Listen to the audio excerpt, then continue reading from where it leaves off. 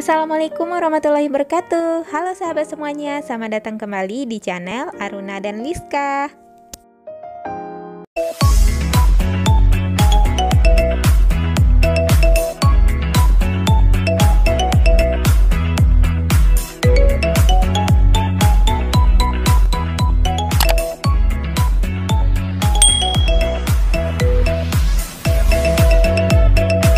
Pada materi sebelumnya, kita udah bahas tentang menyimpulkan isi puisi rakyat.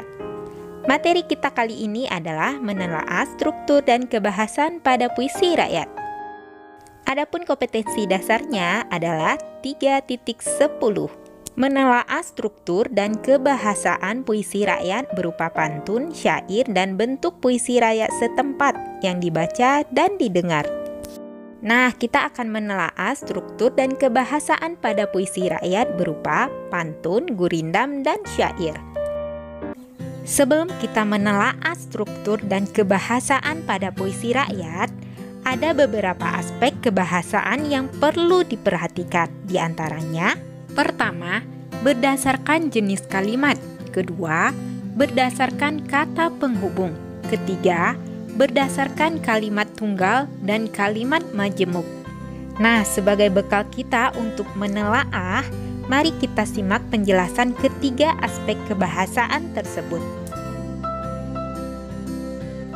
Yang pertama, kebahasaan berdasarkan jenis kalimat. Di antaranya, A. Kalimat perintah. Kalimat perintah adalah kalimat yang berisi memberikan perintah atau suruhan.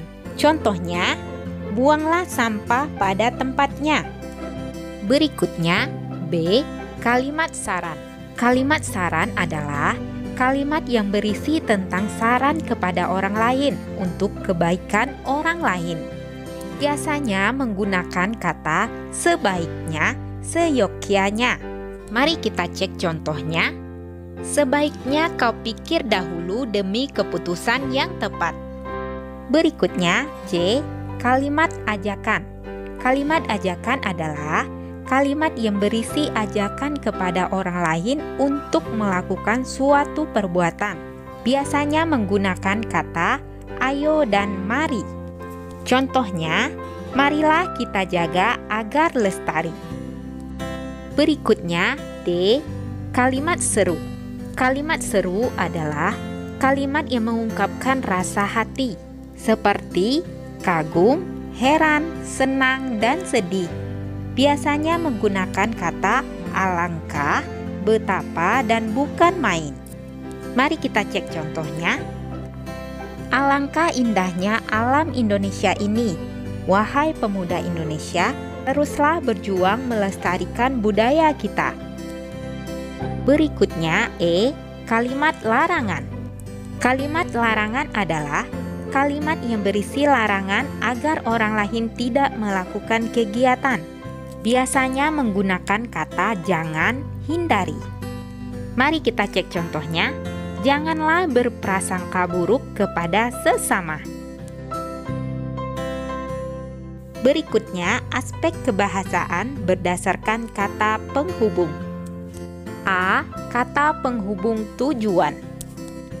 Kata penghubung tujuan merupakan kata penghubung modalitas yang menjelaskan maksud dan tujuan suatu acara atau tindakan. Biasanya menggunakan kata supaya, untuk, agar, dan guna. Berikutnya, B. Kata penghubung sebab atau kausal adalah menjelaskan bahwa suatu peristiwa atau tindakan terjadi atas sebab tertentu. Biasanya menggunakan kata sebab, sebab itu, karena, dan oleh karena itu. Berikutnya, C. Kata penghubung akibat adalah konjungsi yang menggambarkan suatu peristiwa atau tindakan terjadi atau sebab peristiwa lainnya. Konjungsi yang dipakai adalah sehingga, sampai, dan akibatnya. Berikutnya, D. Kata penghubung syarat adalah konjungsi syarat yang menjelaskan suatu hal bias terpenuhi apabila syarat yang ada dipenuhi atau dijalankan. Biasanya menggunakan kata jika, jikalau, apabila, asalkan, kalau, dan bila mana. Berikutnya, aspek kebahasaan berdasarkan kalimat tunggal dan kalimat majemuk. Kalimat tunggal adalah kalimat yang memiliki satu subjek dan satu predikat. Contohnya, pagi-pagi saya sarapan. Kalimat majemuk adalah kalimat yang memiliki lebih dari satu subjek atau predikat. Contohnya, ayah membaca koran dan ibu membuat kopi. Ada beberapa jenis kalimat majemuk. A. Kalimat majemuk bertingkat adalah kalimat yang terjadi dari beberapa kalimat tunggal yang kedudukannya tidak setara atau sederajat. Berikutnya B. Kalimat majemuk hubungan syarat. Kalimat ini ditandai dengan jika, seandainya, asalkan, apabila, andaikan. Contohnya, jika hidup bermalas-malasan, masa depan tak tentu arah. Berikutnya C. Kalimat majemuk hubungan tujuan. Kalimat ini ditandai dengan kata agar, supaya, biar. Contohnya, agar hidup tercapai tujuan, hendaklah pemuda rajin belajar. Berikutnya D. Kalimat majemuk konsensif. Kalimat ini ditandai dengan kata walaupun, meskipun, biarpun, kendatipun, sungguh pun. Contohnya, walaupun belajar banyak godaan, tetaplah teguh mencapai harapan. Berikutnya E. Kalimat majemuk hubungan penyebaban. Biasanya kalimat ini menggunakan kata sebab, karena, oleh karena. Contohnya, hari ini aku bersedih karena berpisah dengan sahabat. Contoh kedua, hari ini aku bersedih karena berpisah dengan orang terkasih. Berikutnya F. Kalimat majemuk hubungan perbandingan. Kalimat ini biasanya ditandai dengan kata ibarat, seperti, bagaikan, laksana, sebagaimana, lebih baik. Mari kita cek contohnya. Belajar di waktu kecil seperti melukis di atas batu. Berikutnya G. Kalimat majemuk hubungan akibat. Kalimat ini ditandai dengan sehingga, sampai-sampai, maka. Contoh kalimatnya, Dian belajar begitu keras sehingga dapat memenangi olimpiade itu. Berikutnya H. Kalimat majemuk hubungan cara. Contoh kalimatnya, dengan cara menjual koran, dia mendapatkan uang untuk hidup. Dengan berpikir cermat, generasi muda menggapai asa. Berikutnya, mari kita lanjutkan ke dalam contohnya. Yang pertama, kita menelaah struktur dan kebahasaan pada pantun terlebih dahulu. Berikut adalah contoh pantun dan ciri-ciri pantun. Di sini kita akan mencoba menelaah struktur dan kaidah kebahasaan pada pantun tersebut. Mari sama-sama kita baca contoh pantunnya. Buanglah sampah pada tempatnya, jangan membuang di tengah jalan. Kalau kita tidak mau bertanya, tidak bisa mencapai semua harapan. Untuk menelaah struktur pantun, kita harus tahu ciri-cirinya terlebih dahulu. Kemudian kita aplikasikan ciri tersebut ke dalam contoh pantunnya. Ciri pantun yang pertama yaitu tiap bait terdiri atas 4 baris atau larik. Coba kita lihat contoh pantunnya, apakah ada 4 baris atau tidak. 1, 2, 3, 4. Nah, ada 4 baris teman-teman, jadi ciri yang pertama memenuhi syarat. Setelah kita membuktikan pantunnya itu 1 bait terdiri dari 4 baris kita tuliskan di dalam struktur pantun, yaitu satu bait ada 4 baris. Ciri berikutnya, tiap baris terdiri atas 8 sampai 12 suku kata. Jadi cara ngitungnya udah saya jelaskan di video sebelumnya. Mari kita hitung baris pertama ini berapa suku katanya. Bu, ang, lah, sam, pah, pa, da, tem, pat, nya. Nah, setelah kita hitung, ternyata ada 9 suku kata di dalam ciri pantun tersebut. Tiap baris terdiri atas 8 sampai 12 suku kata. Jadi memenuhi ya teman-teman. Nah, kita tulis di dalam struktur pantun tersebut, yaitu satu baris pada pantun tersebut adalah 9 suku kata. Ciri selanjutnya adalah rima akhir setiap baris adalah AB, AB. Itu artinya rima akhir baris pertama dan ketiga, rima akhirnya harus sama. Dan baris kedua dan 4, rima akhirnya harus sama pula. Nah, mari sama-sama kita cek. Buanglah sampah pada tempatnya, rima akhirnya adalah A. Jangan membuang di tengah jalan, rima akhirnya adalah N. Kalau kita mau bertanya, rima akhirnya adalah A. Tidak bisa mencapai semua harapan, rima akhirnya adalah N. Nah, jelas terlihat ya, baris pertama dan ketiga rima akhirnya sama. Kemudian baris kedua, 4 rima akhirnya sama, yaitu A, dan N, N. Nah, itu berarti rima akhir setiap baris AB, AB memenuhi ya. Kemudian kita langsung saja masuk ke struktur pantunnya, yaitu mempunyai rima akhir A, N.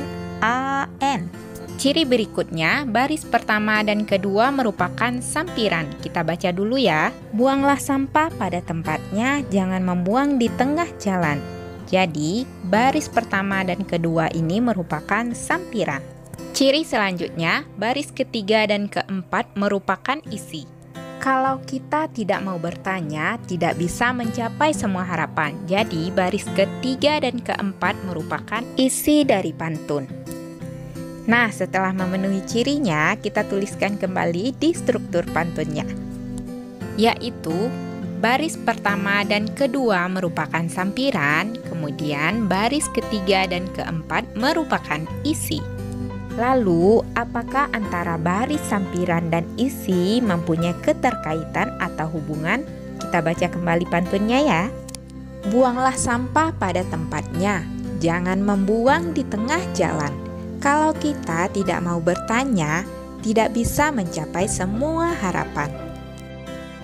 Nah, sudah jelas terlihat ya bahwa baris sampiran dan isi tidak saling berkaitan. Mari kita tuliskan kembali di strukturnya bahwa antara sampiran dan isi tidak saling berkaitan. Berikutnya kita akan menelaah pantun dari aspek kebahasaannya. Jenis kalimat pada baris pertama dan kedua adalah kalimat perintah karena berisi perintah atau suruhan. Kenapa demikian? Mari kita baca kembali pantunnya. Buanglah sampah pada tempatnya, jangan membuang di tengah jalan. Karena baris pertama dan kedua ini berisi perintah atau suruhan. Sedangkan jenis kalimat pada baris ketiga dan keempat adalah kalimat saran dengan kata penghubung syarat, yaitu kalau. Kalau kita tidak mau bertanya, tidak bisa mencapai semua harapan. Jadi disarankan untuk bertanya agar apa yang diharapkan tercapai. Jadi menggunakan kata penghubung kalau. Berikutnya kita lanjutkan menelaah struktur dan kebahasaan pada gurindam. Nah, di sini terdapat contoh gurindam. Dengan orang tua jangan pernah melawan, agar hidupmu tidak berantakan. Nah, ciri dari gurindam, satu baitnya itu terdiri dari 2 baris. Sudah jelas terlihat ya. Jadi, memenuhi syarat. Kita tulis di struktur gurindam, yaitu satu bait ada 2 baris. Berikutnya, rima akhir dari gurindam harus sama. Coba kita cek ya. Dengan orang tua, jangan pernah melawan. Rima akhirnya adalah N. Agar hidupmu tidak berantakan, rima akhirnya adalah N. Nah, terlihat jelas ya, berarti di sini rima akhir dari gurindam ini adalah sama, jadi memenuhi syarat. Setelah terbukti sama, kita tulis di struktur gurindam, yaitu kedua baris mempunyai rima akhir sama, yaitu N, N, yang merupakan satu kesatuan yang utuh. Dalam gurindam, baris pertama merupakan perjanjian atau syarat, sedangkan baris kedua merupakan jawaban dari baris pertama. Baris pertama pada contoh gurindam tersebut merupakan syarat. Dengan orang tua, jangan pernah melawan. Baris kedua merupakan jawaban dari baris pertama. Agar hidupmu tidak berantakan, syaratnya jangan pernah melawan terhadap orang tua. Nah, kita langsung aja masuk ke struktur gurindamnya. Kita tulis baris pertama berisi syarat, kemudian baris kedua berisi jawaban. Perlu diingatkan bahwa gurindam biasanya berisi nasihat atau kata-kata mutiara. Nah, pada contoh gurindam ini atau yang sudah Ibu paparkan ini merupakan gurindam yang berisi nasihat. Kemudian kita masuk ke aspek kebahasaan pada gurindam, yaitu baris kedua menggunakan kata penghubung tujuan, yaitu agar. Mari kita baca kembali gurindamnya. Dengan orang tua, jangan pernah melawan, agar hidupmu tidak berantakan. Nah, kata agar ini merupakan kata penghubung dari tujuan. Untuk menelaah kebahasaan pada puisi rakyat ini, kalian harus memahami terlebih dahulu 3 aspek kebahasaan yang Ibu jelaskan tadi di awal, agar mempermudah kalian menelaah kebahasaan puisi rakyat tersebut, yaitu berupa pantun, gurindam, dan syair. Nah, kita udah selesai menelaah struktur pada gurindam. Nah, seperti itu cara menelaah struktur dan kebahasaan pada gurindam. Dan yang terakhir, kita akan coba menelaah struktur dan kebahasaan pada syair. Berikut adalah syairnya, mari kita baca sama-sama. Dengarlah wahai Ananda, rajinlah belajar sepanjang masa. Ilmu tiada pernah habis dieja, sebagai bekal sepanjang usia. Seperti yang sudah Ibu jelaskan pada ciri-ciri syair pada video sebelumnya, bahwa satu bait syair itu terdiri dari 4 baris. Mari kita cek contoh syairnya. Apakah satu bait itu ada 4 baris? 1, 2, 3, 4. Ada ya, berarti ciri-ciri pertama memenuhi, yaitu satu baitnya terdiri atas 4 baris. Kemudian kita tulis pada struktur syairnya, yaitu satu bait ada 4 baris. Berikutnya, ciri selanjutnya memiliki rima akhir a, a, a, a. Mari kita cek. Dengarlah wahai Ananda, rima akhirnya adalah a. Rajinlah belajar sepanjang masa, rima akhirnya adalah a. Ilmu tiada pernah habis dieja, rima akhirnya a.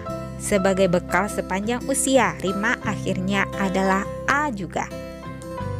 Jadi di sini sama ya, memenuhi syarat, rima akhirnya adalah a, a, a, a. Kemudian kita tulis dalam struktur syairnya. Mempunyai rima akhir sama, yaitu a, a, a, a. Ciri selanjutnya yaitu keempat baris pada syair merupakan isi. Dengarlah wahai Ananda, rajinlah belajar sepanjang masa, ilmu tiada pernah habis dieja sebagai bekal sepanjang usia. Nah, keempat baris pantun ini adalah isi, kemudian kita tulis di dalam struktur syair tersebut, yaitu keempat baris merupakan isi. Kemudian, apakah keempat baris ini saling berkaitan atau saling berhubungan? Dengarlah wahai Ananda, rajinlah belajar sepanjang masa, ilmu tiada pernah habis dieja sebagai bekal sepanjang usia.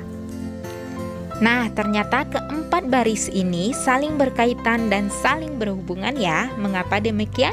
Karena kalau kita rajin belajar untuk menggapai ilmu, ilmu itu akan menjadi bekal sepanjang usia kita. Jadi jelas terlihat ya kalau keempat baris ini saling berkaitan atau ada hubungannya. Nah, kita tulis kembali di struktur syair, yaitu semua baris berkaitan atau berhubungan. Kemudian kita lanjutkan menelaah aspek kebahasaan pada syair. Dengarlah wahai Ananda, rajinlah belajar sepanjang masa, ilmu tiada pernah habis dieja sebagai bekal sepanjang usia. Ternyata syair ini merupakan kalimat perintah. Mengapa demikian? Dengarlah wahai Ananda, di sini ada kata dengarlah, merupakan kalimat perintah. Kemudian, rajinlah belajar sepanjang masa. Ini merupakan kalimat perintah juga, agar Ananda rajin belajar. Nah, kita tulis di kebahasaan pada syairnya. Merupakan kalimat perintah karena berisi perintah atau suruhan. Coba kita lihat baris ketiga dan baris keempat. Ilmu tiada pernah habis dieja sebagai bekal sepanjang usia. Jadi, baris ketiga dan baris keempat mempunyai hasil yang diperoleh dari baris pertama dan baris kedua. Mengapa demikian? Karena kalau kita rajin belajar sepanjang masa, hasil ilmu yang kita peroleh akan menjadi bekal kita sepanjang usia. Jadi, aspek kebahasaannya adalah baris ketiga dan baris keempat merupakan hasil perintah dari baris ke-1 dan ke-2. Nah, itulah materi kita kali ini. Semoga bermanfaat dan tetap selalu semangat belajarnya.